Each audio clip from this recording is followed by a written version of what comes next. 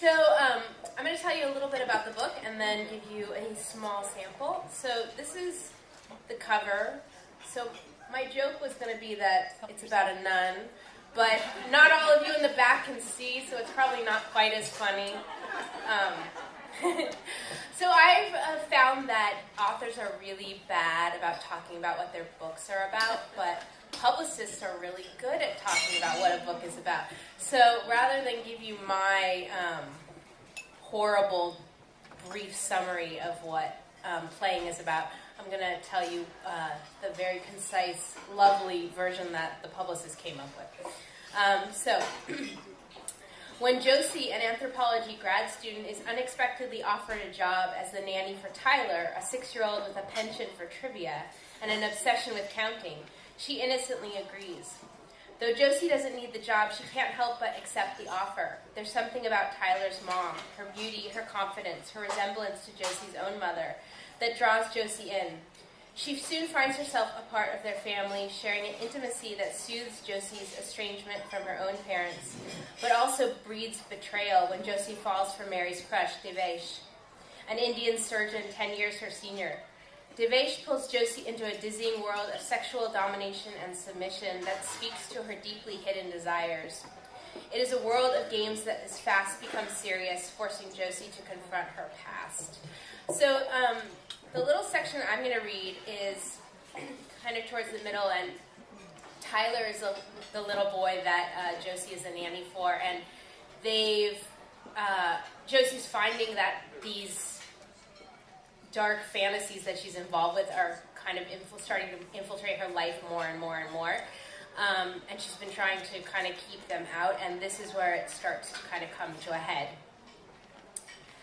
Earlier in the day, Josie had sat on Tyler's bed and examined each animal: the elephant with the missing eye, the tiger that Tyler placed at the front of the pack. She was holding the giraffe when the baby cried out, and Josie had slipped it into her pocket and went to get her.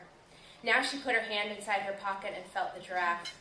She fingered its slender neck, the ridge of plastic along its back that remained from the mold. It felt tiny against her fingertips, and she had a sudden urge to put it in her mouth, to feel it solid against her tongue, to hold it tightly between her teeth. She was pulling it from her pocket when Tyler came back into the room, and she shoved the giraffe guiltily back. His face was still puffy from crying, but all his need had evaporated. He stormed in, holding a large plastic truck. "I told you to go to your room," she said. "Where's my giraffe?" he demanded. She was taken aback, and for a moment she was terrified that he could read her thoughts. "Go to your room," she said. "I want my giraffe." He stood defiantly in the doorway, banging the truck softly against his knees, staring intensely at her hands.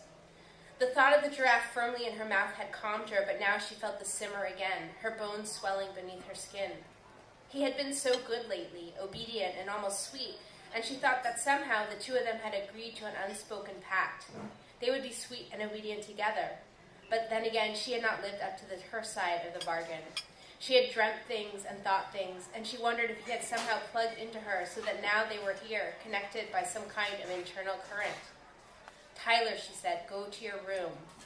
She had wanted it to come out sounding forceful and commanding, but it came out as a plea, and he stood his ground. He stared through her pocket to the giraffe cradle in her hand. "I want my giraffe, I want my giraffe, I want my giraffe," he yelled. And in one swift move, he slammed the truck to the ground. It skipped across the floor, cab, then wheels, then trunk, and then it was striking her bare foot, banging along her toes and across her shin.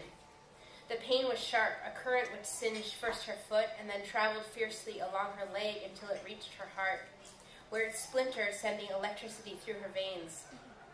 And then time seemed to stop. It waited for her to do something, and this time she did. The door in her head opened, and she took a decisive step inside. "Fine," she said.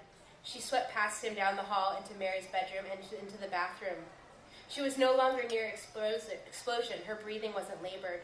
To her surprise, she felt a tremendous amount of relief, and she settled into the easiness of it all. She opened each drawer, and finally under the sink she found the hairbrush she was looking for. It was dark wood, palm-sized, with a short, thick handle, and it was so old that Josie thought Mary must have had it since she was a little girl. She held it tightly and walked back down the hall.